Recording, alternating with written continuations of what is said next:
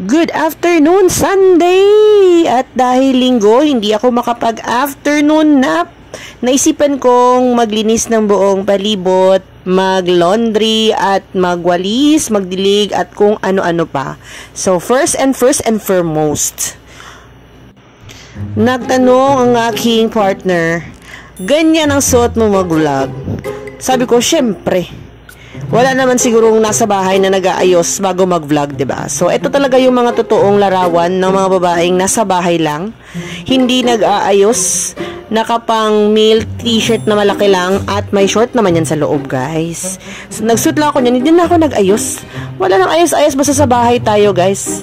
Aminin nyo man, aminin nyo. So, kung maririnig nyo po sa background, naglo-laundry po kasi ako niyan sa ating automatic washing machine. So, habang naglo-laundry ay nagdilig na po ako niyan sa labas. Nakita nyo yung hose? Ay, nakakalat. Nagdidilig na po ako niyan sa labas ng bahay. So, pipiluin ko na yung hose. Pero dahil wala akong ganang magpilo, hala, paikot-ikot lang yan ng paikot-ikot. Nalinisan ko na din yan yung cage ng dalawa kong fur babies na si Ate Yuri at Metro.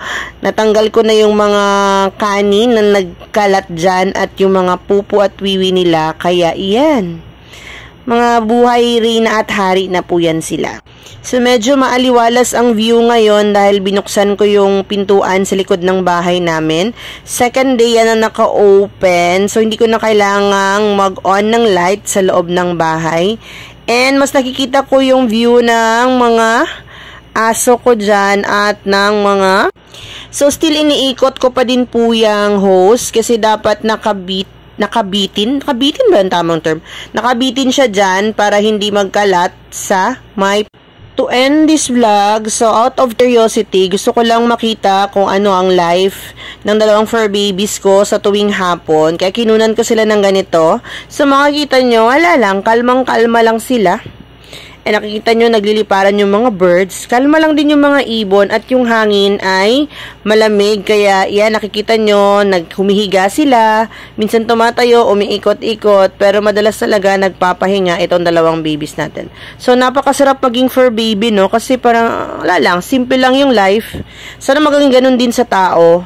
Yung bang meron tayong mga reset moments. Yung mga moments na kalma lang tayo, wala tayong iniisip na ibang problema. Minsan masarap maging fur baby, pero so that's all for today muna dahil hindi ko na alam kung tama ba tong pinagba-vlog ko. For the next vlog, ipapost ko dito yung aming bagong addition sa family. Ewan kung addition ba ito siya o subtraction na. Another white cat na naligaw sa aming bakuran. Sa mga next vlogs na lang po kasi parang walang kwentang vlog naman tong ginagawa ko. That's all, bye!